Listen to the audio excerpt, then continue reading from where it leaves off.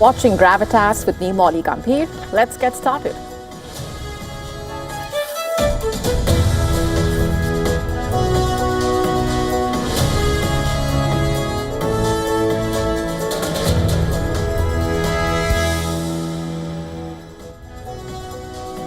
Our top focus tonight on Gravitas as war clouds loom large over West Asia and tensions escalate between Iran and the United States. Donald Trump says there is another beautiful armada floating beautifully towards Iran.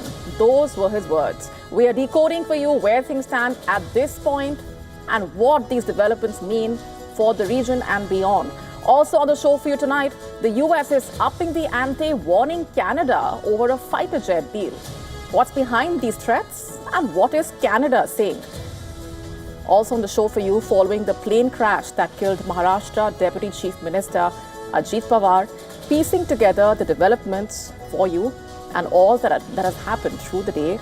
West Bengal Chief Minister Mamata Banerjee demanding a Supreme Court monitored investigation. We tell you more about what she has said. All this and more coming up.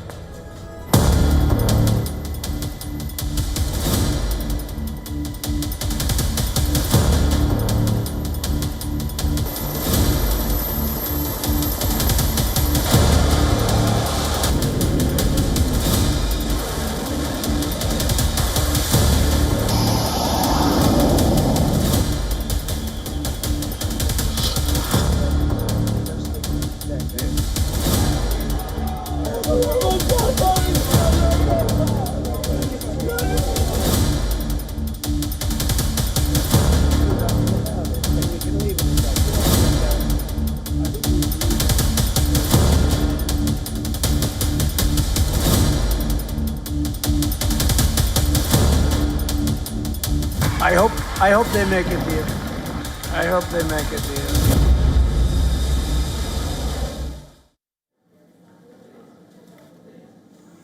West Asia is staring straight at the possibility of war. The United States is flexing its military muscle. Aircraft carriers are in position. Warplanes are conducting drills for combat. And US President Donald Trump, he's openly provoking Iran with the talk of a second American armada. In Trump's words, the vessel is beautifully floating towards Iran. As tensions with Iran continue to escalate, the US has sharply intensified its military presence across West Asia. In fact, Washington has confirmed the arrival of the USS Abraham Lincoln aircraft carrier strike group, further boosting its offensive as well as defensive capabilities in the region. And even as that carrier group takes position, Donald Trump claims that more US firepower is already moving towards Iran. Let's play out his statement for you first. There's another beautiful armada floating beautifully toward Iran right now. So we'll see. I hope they make a deal. I hope they make a deal. They should have made a deal the first time. And later, Trump reiterated that warning on his social media account, once again asking Iran to negotiate a deal. I'm quoting, a massive armada is heading to Iran.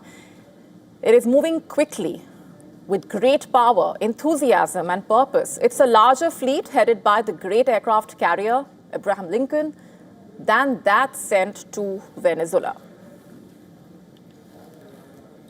In fact, alongside the naval buildup, the US has announced a large-scale air exercise across West Asia. The US Central Command has said the 9th Air Force, operationally known as Air Forces Central, has launched a multi-day readiness drill. And this exercise basically aims to demonstrate Washington's ability to deploy, disperse, and sustain air combat operations. Washington, remember, has also not ruled out military intervention against Tehran, citing Iran's crackdown on the protesters. The protests that rights groups say left thousands dead. In fact, just a short while back, the Iranian mission to the UN warning that Iran will respond like never before if the US attacks.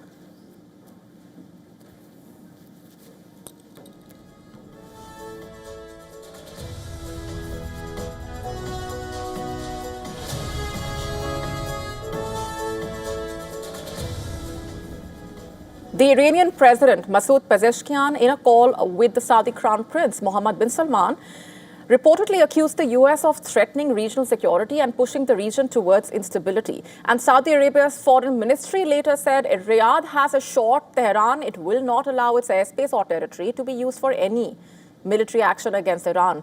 Iran's foreign minister, meanwhile, also denied claims of direct negotiations with Washington. There has been no contact between me and Mr. Witkoff in recent days, nor has any request for negotiations been made by us. Various intermediaries have of course been in touch. Different countries are trying in good faith to play a role.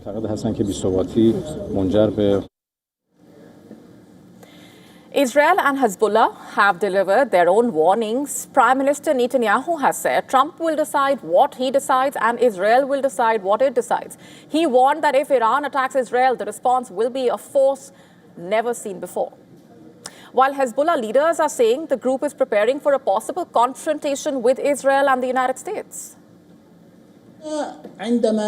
When Trump or anyone else threatens to kill the leader, that means he's threatening millions, no, tens of millions and even more, because he's threatening their leader. And this is something we cannot remain quiet about.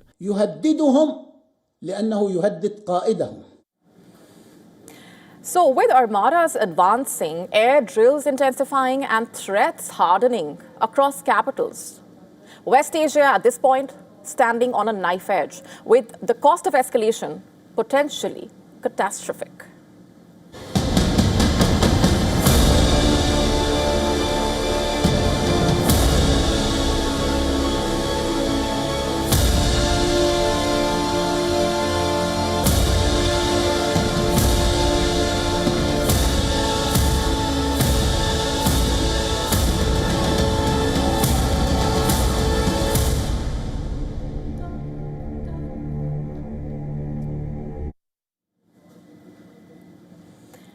For decades now, the United States and Canada have shared one of the closest military partnerships in the world.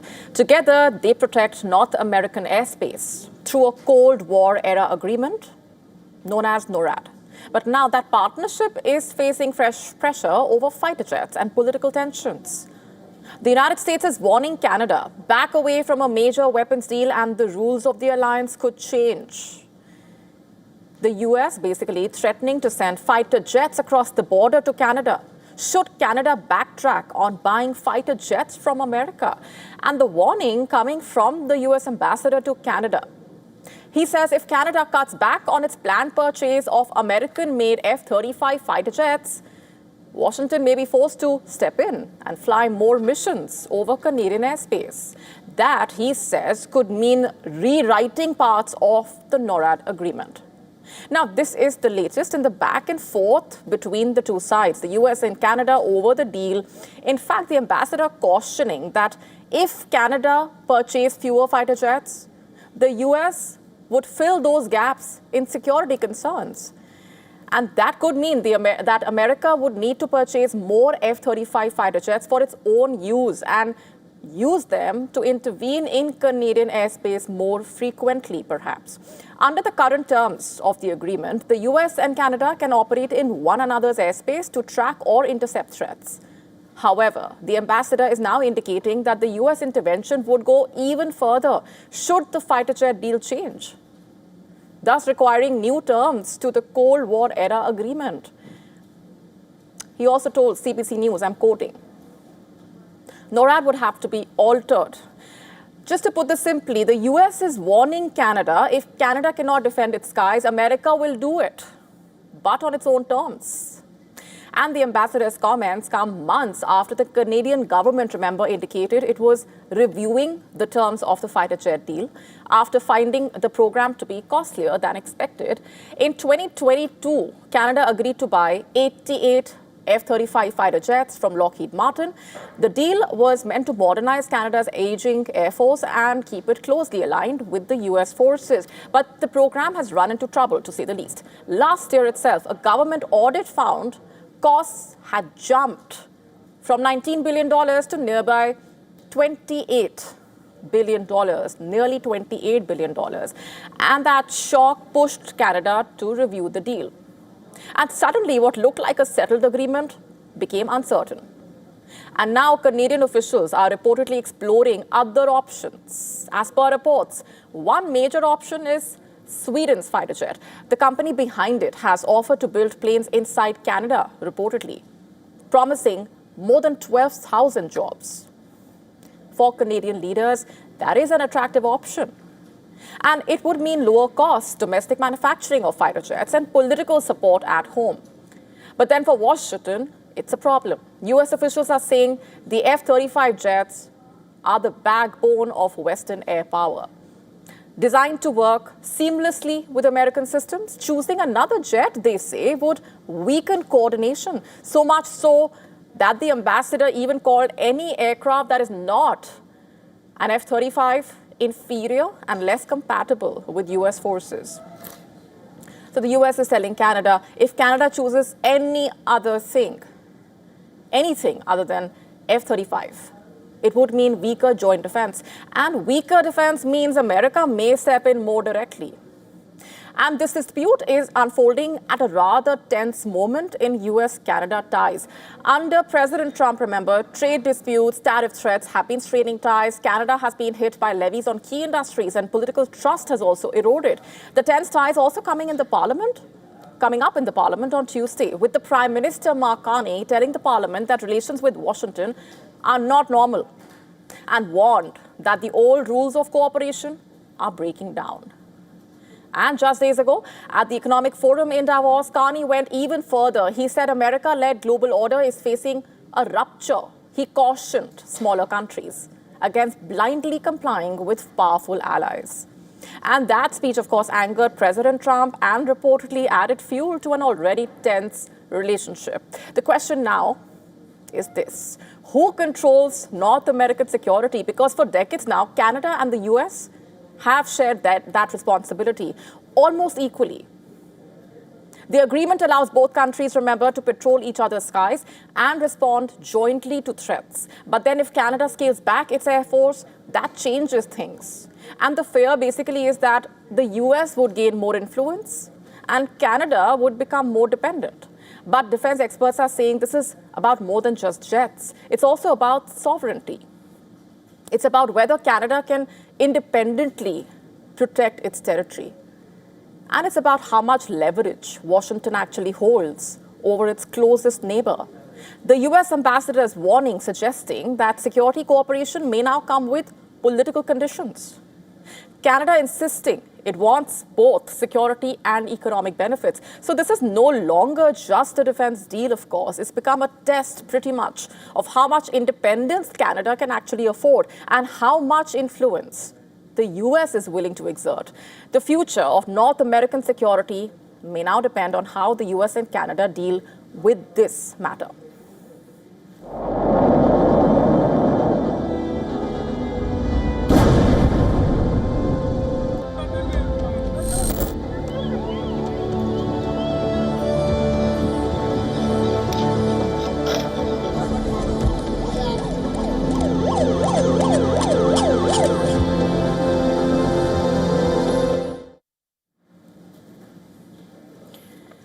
A tragic aviation accident has shaken India.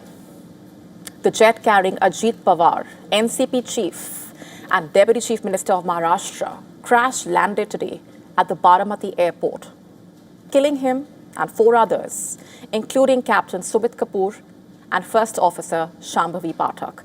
As per India's civil aviation regulator, the twin-engine light business jet approached Baramati at 8:18 a.m., missed the runway on multiple occasions owing to poor visibility. While the aircraft was cleared to land at 8:43 a.m., it lost control seconds before touching down, crashing 100 feet short of the runway and erupting into flames.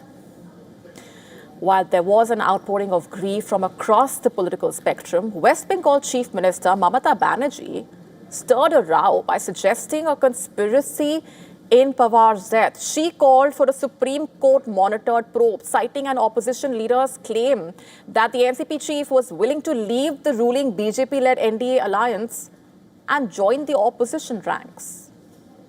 A few days ago, I came to know that from social network that somebody from other party, they gave a statement that Ajit Pawar is willing to leave the BJP.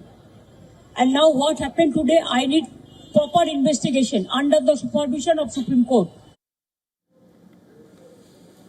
However, the late Deputy Chief Minister's uncle, Sharad Pawar, rubbished the conspiracy theory and urged everyone to not politicize the tragedy.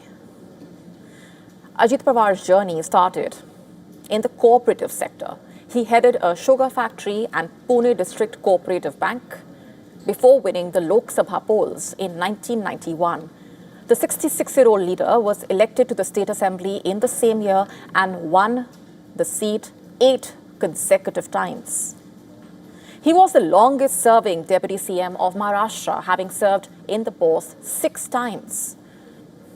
In November 2019, he created buzz by rebelling against Sharad Pawar and taking oath as the Deputy Chief Minister at 8 a.m. in the morning in a BJP-led government. While the experiment lasted only 80 hours, he succeeded in July 2023 later by joining the NDA government.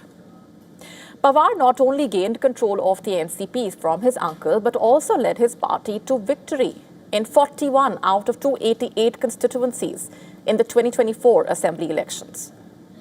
Prime Minister Modi expressed his grief on Ajit Pawar's demise, citing his vast contribution towards improving life of people, especially in rural Maharashtra.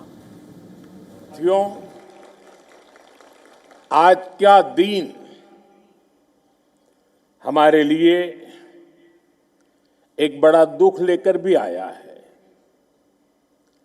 आज सुबह ही महाराष्ट्र में दुखद विमान दुर्घटना हुई है। इस दुर्घटना ने महाराष्ट्र के उप मुख्यमंत्री अजीत पवार जी और कुछ साथियों को हमसे छीन लिया है। अजीत दादा ने महाराष्ट्र और देश के विकास में अपना बड़ा योगदान दिया है। And the Aircraft Accident Investigation Bureau has taken over the investigation into the plane crash. Meanwhile, Maharashtra has declared a state of mourning for 3 days. The NCP chief's mortal remains have been kept at a ground in Baramati for the public to pay their respects.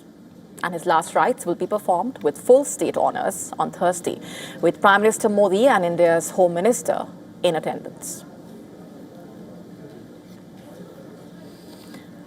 And also on the show for you tonight, how is the UK Prime Minister preparing for his China trip? On the list of items, reportedly, are disposable mobile phones and throwaway laptops to prevent potential surveillance. We get you the complete story.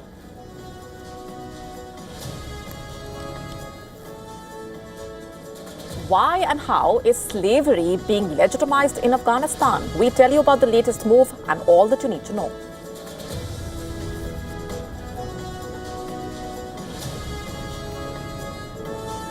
China's drama queen lamb that plays dead when people approach it is winning hearts and offers. We tell you more about this in just a bit. All this and more lined up for you.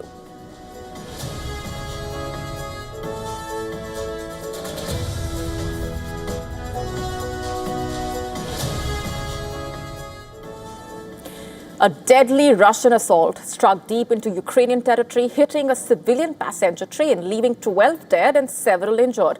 The attack coming as new figures reveal the staggering human cost of this grinding war. Casualties on both sides, now approaching 2 million. President Zelensky, meanwhile, vowing a fierce response as the conflict enters its 4th brutal year.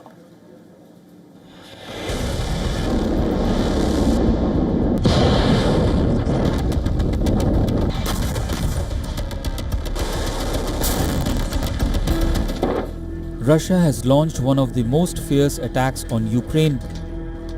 As Ukraine bleeds and Russia presses forward, civilians are again caught in the crossfire. Kiev, Kharkiv, Odessa and Zaporizhzhia are burning. Ukraine says Russia launched Iskander missiles along with over 100 drones. My good friends died, and it's a little difficult to talk about it. Thank God they had their little daughter sleeping on the first floor, and they, neighbors, were able to get her out right away. A Russian drone hit a crowded passenger train in Ukraine's northeastern Kharkiv region. President Zelensky condemned the act as terrorism. Zelensky ordered Ukrainian forces to inflict massive losses on advancing Russian troops. Kiev insists it is fighting for survival. Moscow says it proves Ukraine's intent. The rhetoric is as hard as the fighting. Behind the words lies a brutal reality. This has become a war of attrition. Russia has held the military initiative since early 2024, pushing forward with relentless assaults, drone swarms and missile barrages. Ukraine, outgunned and stretched, is digging in, striking back where it can, absorbing blows where it must. A new report from the Center for Strategic and International Studies warned that the number of soldiers killed, injured or missing on both sides of Russia's war on Ukraine could hit 2 million by the spring, with Russia suffering the largest number of troop deaths recorded for any major power since World War II.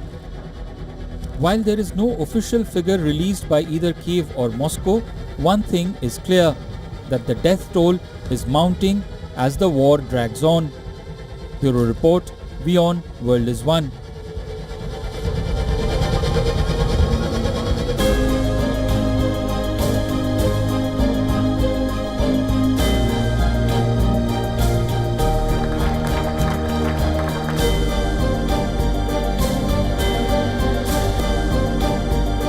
Take Hong Kong.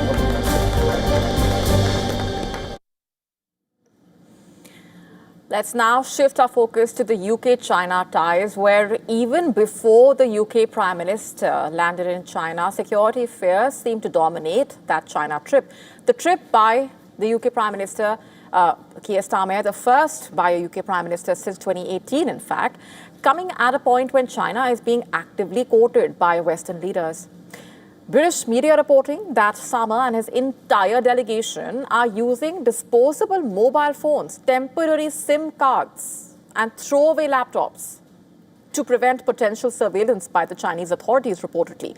The UK government has instructed the delegation to leave behind all official government equipment and personal devices, fearing they could be compromised by Chinese intelligence. Dozens of new devices have been issued to the Prime Minister, his advisors, policy officials, digital media staff. The concern is rooted in recent incidents with reports claiming that senior aides to previous British Prime Ministers were successfully targeted by Chinese cyber operations. During Salt Typhoon, a Chinese espionage operation accused of infiltrating American telecom networks and potentially enabling Beijing to monitor phone calls at will. And these revelations emerging even as Downing Street publicly denied claims that Starmer's phone had been hacked, insisting that robust communication security measures are in place. Starmer arrived in China on Wednesday evening, leading a delegation of more than 50 British business leaders. He is scheduled to meet the Chinese president and the premier before traveling to Shanghai for talks with corporate executives.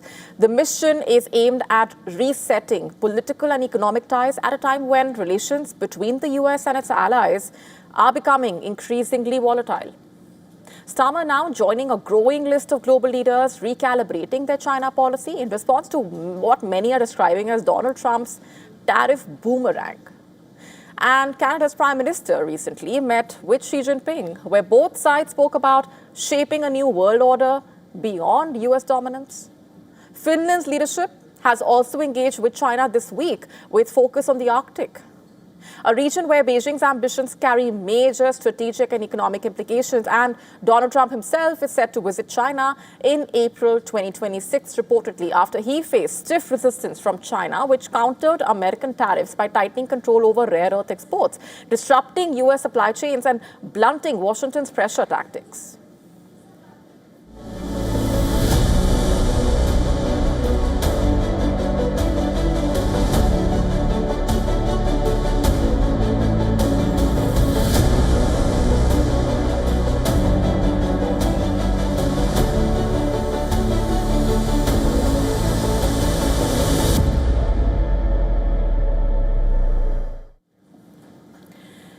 Israel's government is racing against time as a budget deadline threatens to push the country into a snap election, an outcome that Prime Minister Netanyahu appears to be desperate to avoid. A failure to pass the national budget by March 31 would basically automatically dissolve the parliament and lead Israelis back to the polls months ahead of schedule. Netanyahu has made his position clear. Meanwhile, although elections are officially due by November, he argues that voting now would damage the country at a fragile moment. With political numbers stacked up against him, the Prime Minister is urging lawmakers to hold the line and keep his government afloat. Well, of course I'm concerned, and I said that I think we're in a very sensitive situation, and I think the last thing we need right now is elections. We'll have elections later on this year, but I think it's a mistake to have them now. And I hope that people understand that and act sensibly. The budget is set for its first reading in the parliament. Israel's 120-member parliament, Netanyahu's coalition, now depending on support or restraint of former allies who no longer sit comfortably with his government. In the last election, Netanyahu's party emerged as the single largest party with 32 seats. Its ultra-Orthodox partners won 18 seats, while other allied factions added 14. The fragile alliance has since weakened. Several ultra-Orthodox parties formally quit the government last year but have so far stopped short of bringing it down. However, they are refusing to back the budget unless Netanyahu delivers a law exempting their community from mandatory military conscription. Netanyahu, Israel's longest-serving prime minister with more than 18 years in office, has already said he plans to run again. Over the past 2 years, Netanyahu has faced widespread protests by Israeli citizens, remember, against his deal with the Gaza war, moves against Israeli judiciary, among others. According to Israeli media reports, fresh opinion polls suggest trouble ahead, with the opposition bloc leading with 69 seats, while Netanyahu's coalition lags at 51, well below the 61 needed to form a government. And as the budget vote approaches, Netanyahu facing a stark reality: pass the budget and survive, or face an election that he at this point is projected to lose.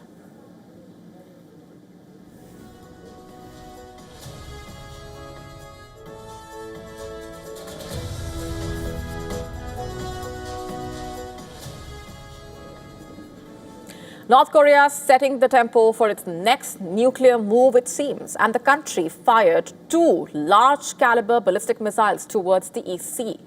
Kim Jong-un says an upcoming ruling party Congress will define the country's nuclear future. 4 rockets were launched off the North Korean territory, slamming into waters roughly 350 kilometers away. The North Korean leader described the drill as an upgrade to North Korea's strategic deterrent. Pyongyang has repeatedly released images suggesting progress on a nuclear-powered submarine as well. And this test was not a one-off, by the way. It marked North Korea's second missile launch of 2026. Since December, Pyongyang has staged a steady display of weapons tests spanning hypersonic missiles, long-range cruise missiles, upgraded air defense systems. And experts are saying the recent multiple rocket launcher blurs the boundary between artillery and ballistic missiles. The upgraded missile combining guided flight with its own propulsion, a design that complicates interception and also broadens the strike options. And as the North Korean leader watched the fire live tests, anxiety seeped in the East Asian waters. He warned that the launch would inflict excruciating mental agony on the adversaries. Seoul, Washington, and Tokyo moved quickly into 3-way phone consultations. Reiterating that the launch violated multiple United Nations Security Council resolutions, South Korea, for that matter, convened an emergency security meeting, urging Pyongyang to halt further provocations. The move has landed also at a crucial juncture. North Korea's Workers' Party Congress is expected in the coming weeks, remember, and it will unveil fresh 5-year strategic plans for the country's defense and economy. For the world, a clear nuclear signal lying ahead when Kim Jong-un takes the Congress stage and sets the pace and the ambition of North Korea's nuclear posture for the years to come.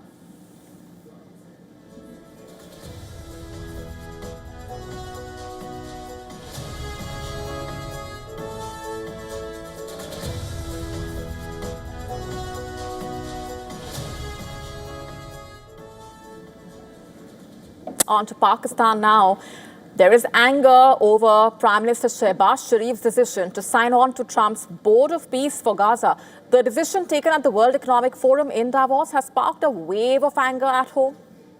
As you would recall, leaders from 19 countries, including several Muslim states, joined that initiative by President Trump. Islamabad says the move is meant to support peace, reconstruction, and Palestinian rights. But opposition parties in Pakistan, as well as religious groups, see it very differently. Pakistan's largest opposition party, in fact, the Pakistan Tehreek-e-Insaf, has rejected the decision. The party says such a major foreign policy move should have been debated in Parliament with full transparency. And PTI leaders have even called the Sharif government's action hasty, inappropriate, and incomprehensible.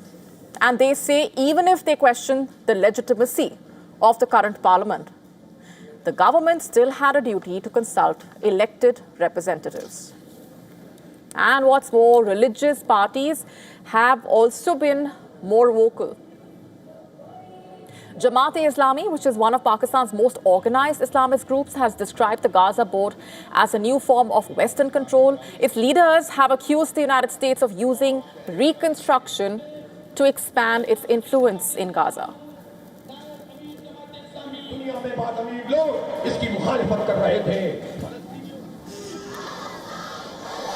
In fact, the party has warned of mass protests if the initiative harms Palestinians. This warning carries weight.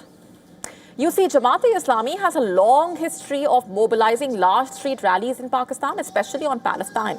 And during the Israel-Hamas war, the party led major protests, ran humanitarian camps for Gaza. Another religious leader, Fazlur Rahman, has also rejected the move in Parliament. He questioned how a peace initiative could include Israel's prime minister while excluding Palestinians. And he accused the government of bowing to foreign pressure and undermining Pakistan's moral stance. The backlash has not been limited to political parties. In a rare unanimous move, the Khyber Pakhtunkhwa Assembly has also passed a resolution rejecting that decision. The resolution says joining the board goes against Pakistan's founding principles and the will of the Palestinian people. It also repeats Pakistan's long-standing policy of not recognizing Israel. So what exactly is the Shehbaz Sharif government doing about all of this opposition? The government, for its part, is standing firm. Ministers are, in fact, Ministers are saying that refusing to join would have left Pakistan diplomatically isolated, and they argue that being part of Trump's Gaza Peace Board gives Islamabad a seat at the table and a chance to defend Palestinian interests from within. The government also said that key Muslim countries, including Saudi Arabia, the UAE, have joined the initiative. Analysts say this is now a high-risk balancing act. On one hand, Pakistan wants to maintain good relations with Washington, of course, and remain part of global diplomacy as such. On the other hand, public anger is cutting across party lines. Experts are warning that these religious groups could also turn this issue into a street movement, putting serious pressure on the government. And others are arguing the lack of public consultation has made the government look disconnected from public sentiment. And from where we are sitting, this does not sound surprising. For now, Islamabad appears to be trying to limit the damage, lowering its profile on the board, while also avoiding a full-blown political crisis at home. But then with anger within opposition parties, religious groups, and also provincial assemblies, all pushing back, Pakistan's Gaza diplomacy is fast becoming a major domestic test for Prime Minister Shehbaz Sharif.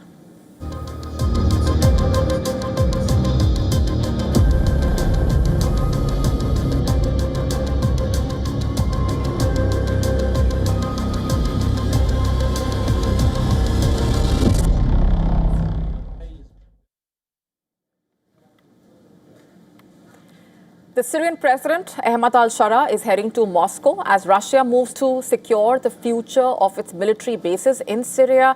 But it's not just Moscow that wants influence in post-war Syria. The US, for that matter, is also courting Shara, with President Trump praising his leadership and signaling strong support. And caught between two global powers, Syria is emerging as a key prize in a delicate region. At their previous meeting in October, the Russian president and Shara, remember, struck a conciliatory tone. It was their first meeting since Shara's rebel forces toppled Moscow ally and former President Bashar al-Assad. Russia's continued sheltering of Assad and his wife since their ouster has been a thorny issue, which Shara, repeating President al-Shara, has been managing a rather delicate balancing act between both West and Russia in order to bring stability to his war-ravaged country. Shara has also embraced US President Donald Trump, who on Tuesday praised the Syrian leader as highly respected and said things were working out very well. The two spoke over the phone a day before the Syrian leader visits Russia. Trump's show of support contrasting with earlier threats by one of his key backers in the Congress, the Senator Lindsey Graham, who called for the US to reimpose sanctions on Syria in response to this recent offensive. Shifting away from his threats, Graham on Tuesday instead credited Trump with restoring stability and demanded that Saudi Arabia use its influence on Syria to keep the region from falling further into chaos. Earlier, Syria's National Army had launched the operation to regain control over the country's northern east, where Kurdish fighters had created a de facto separate state during the brutal civil war. The operation ended with a ceasefire that has been described as fragile at the moment. The US had allied with the Kurdish-led Syrian Democratic Forces beginning over a decade ago to fight the Islamic State group, which had gained control over large parts of Syria and Iraq. But Trump envoy said this month that the partnership had outlived its usefulness and backed the Syrian government's efforts. The US has since helped move Islamic State prisoners held for years by the Syrian Democratic Forces to across the border in Iraq. Trump has ended sanctions and taken other steps to boost Shara at the urging of Shara's allies, Saudi Arabia and Turkey, and despite misgivings by Israel.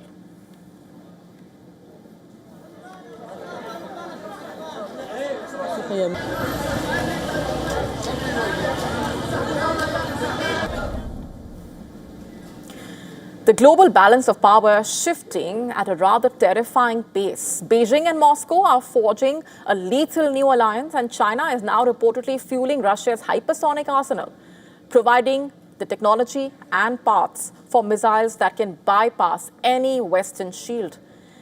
While the East accelerates, the West is stalled in the starting blocks, watching the skies for a threat it cannot stop.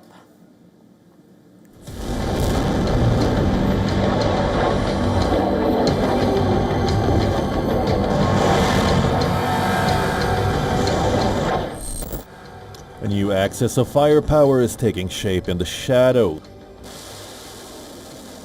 China and Russia are accelerating weapons that rewrite the rules of war.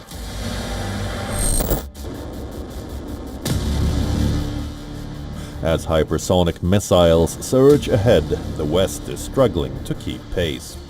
This is not tomorrow's threat, it is unfolding right now. Intelligence assessments and media investigations reveal China is helping Russia build an arsenal of nuclear-capable hypersonic missiles.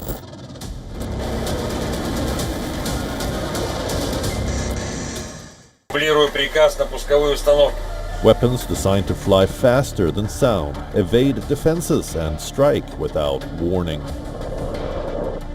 According to the Telegraph newspaper, China has sent equipment worth more than $10 million. This reportedly contains worth of technology and advanced equipment that China has sent to Russia. to help Moscow expand its hypersonic weapons production. Hypersonic missiles travel at more than 5 times the speed of sound. They maneuver mid-flight. They do not follow predictable paths that make them nearly impossible to intercept with current missile defense systems. For military planners, they are the ultimate nightmare. For civilians, they shrink warning times to minutes, sometimes seconds.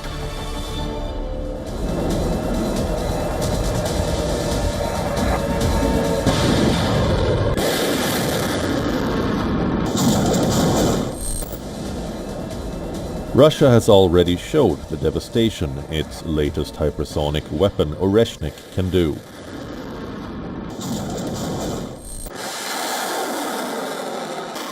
China has also tested hypersonic weapons. The United States and its allies are still racing to close the gap.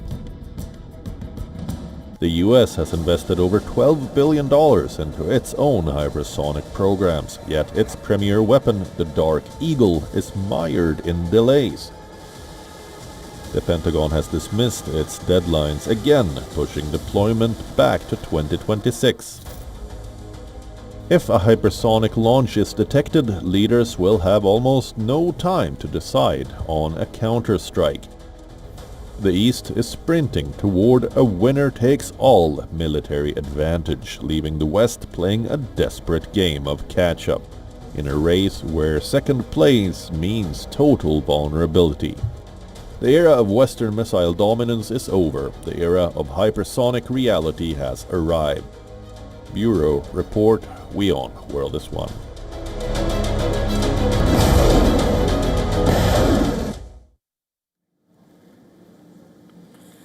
Global scrutiny of the Taliban in Afghanistan is back as its new criminal procedure code for courts has sparked a major controversy. Let's tell you more about this.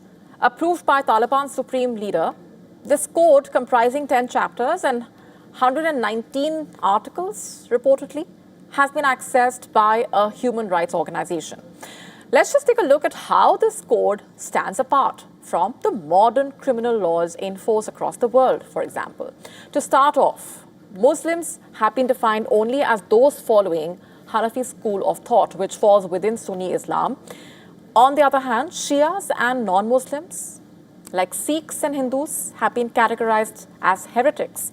The code allows the killing of anyone preaching beliefs contrary to Islam in public interest.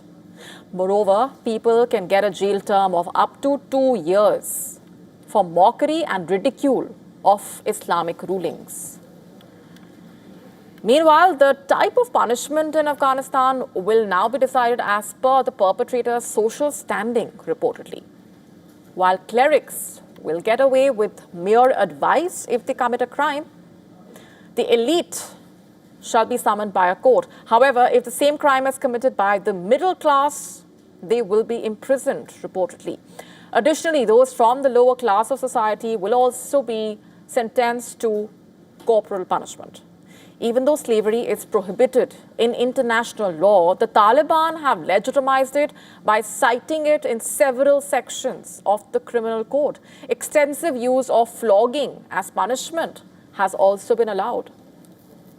Since taking over control of Afghanistan in August 2021, the Taliban have faced flack for the human rights record, exclusion of women from public life in many aspects by restricting their right to education, work, has become a major point of criticism. Recently, it issued new orders whereby barbers who shave men's beards in Afghanistan can be jailed up to 12 months.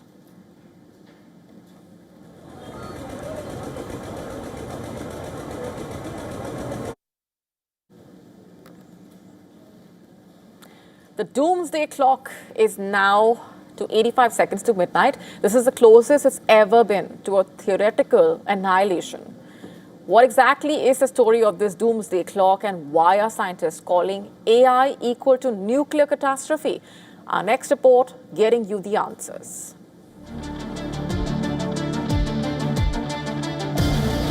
Explosions rip through the night sky. Missiles streak. Drone swarms wreak havoc. From Ukraine to West Asia, the world is a dangerous place. The Cold War rivalries are entering a newer, unpredictable phase. Hard-won treaties crumble.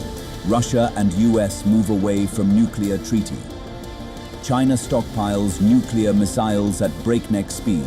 Leaders ditch diplomacy for dominance. In wake of the increasingly precarious world, the Bulletin of Atomic Scientists just moved the Doomsday Clock to 85 seconds to midnight, closer than ever. Last year, we warned that the world was perilously close to catastrophe and that countries needed to change course towards international cooperation and action on the most critical existential risks. Unfortunately, the opposite has happened. Rather than heed this warning, major countries became even more aggressive, adversarial, and nationalistic. At the heart of the danger lies a lethal mix. Nuclear weapons modernized, multiplied and placed on hair-trigger alert, and artificial intelligence unleashed without global rules. We are living through an information Armageddon. That's brought about by the technology that rules our lives, from social media to generative AI.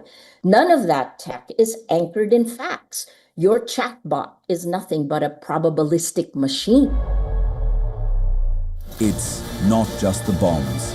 The misuse of biotechnology and the relentless acceleration of climate collapse are acting as force multipliers for chaos. Hard-won global understandings have collapsed like a house of cards. Experts warn that the winner-takes-all mentality is undermining the very cooperation needed to prevent a planetary flashpoint. From the front lines of Ukraine to the tensions in the South China Sea, the fuse is burning short. The world is spending billions on its own destruction, while the safeguards that kept the Cold War from turning hot are being ripped up and discarded. The clock is ticking. The question isn't if the bell tolls, but if anyone will be left to hear it. Bureau Report, WION, World is One.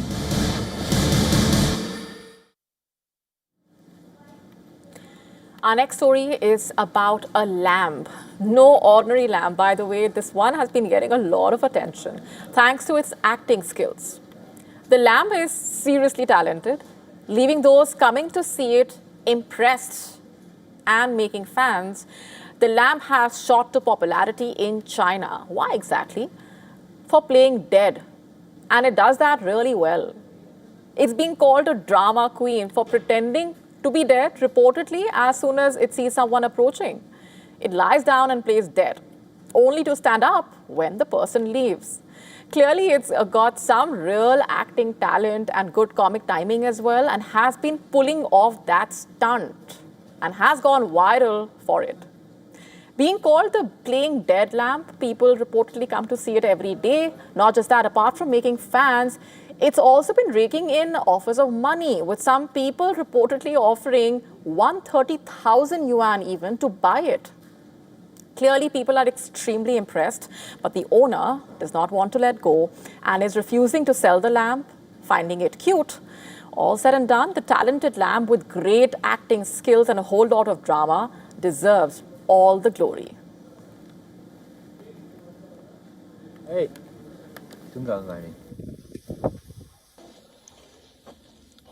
Hey.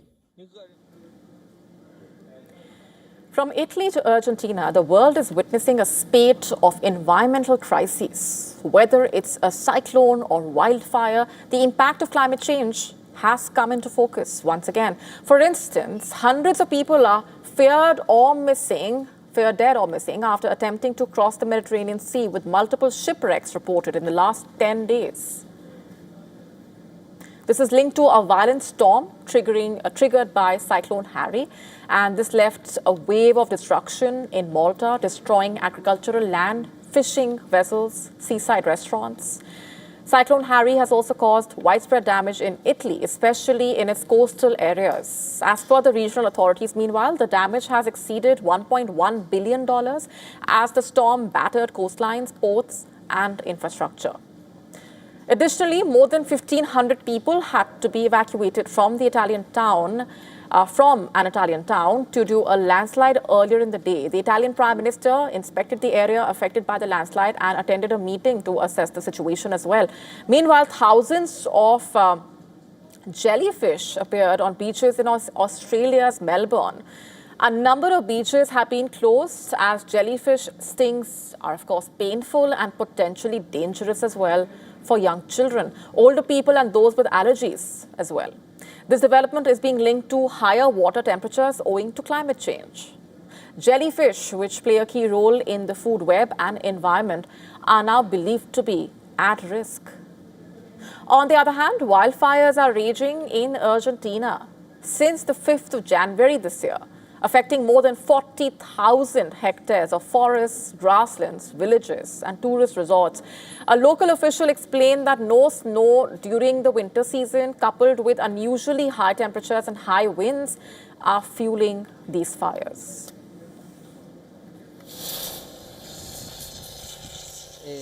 That combination of factors meant that the fire had explosive impacts and advanced at an extraordinary pace. We have to remember this is dense forest with trees around 25 or 30 meters high. The fire essentially gained a life of its own.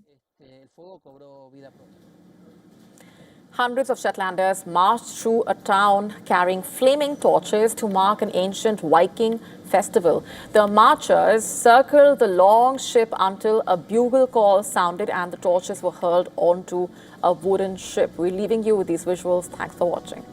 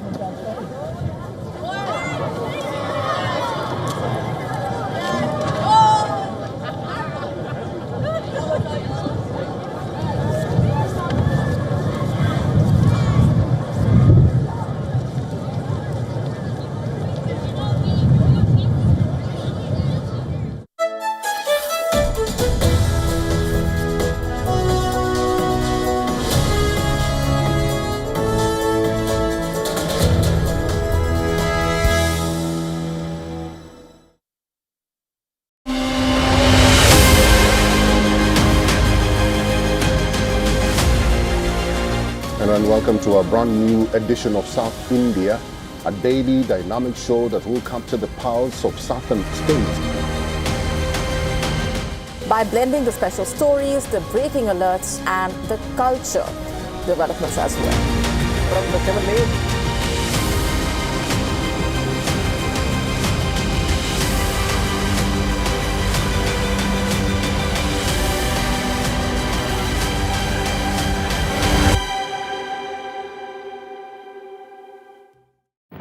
Rashtriya Swayamsevak Sangh.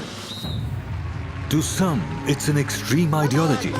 To others, it's the very soul of India.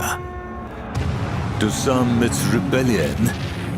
To others, it's a principle of nation building. Coming soon to challenge perceptions in RSS Centenary Year, Syria at 100.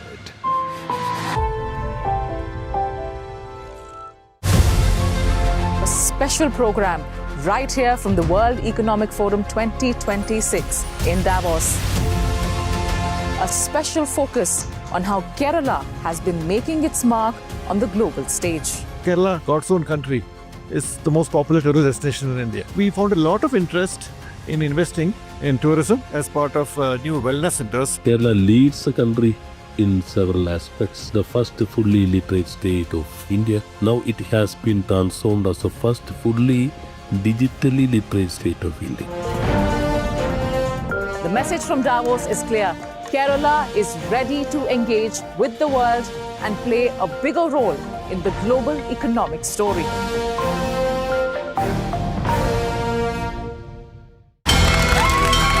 From the bustling trading floors of Wall Street to the vibrant exchanges of Asian stock markets, WION breaks it down for you to make sense of what's happening, as we reveal the key factors behind events, strategic battles, and the game-changing business decisions that shape the world. We bring you all of this and more on World Business Watch. WION, India's global voice, the channel that brings you the biggest stories from across the world through India's lens. Now available in more than 190 countries worldwide. Because we believe that the world is one. Watch us in Africa, Europe, USA and Canada, South America, Asia Pacific, Middle East and North African regions.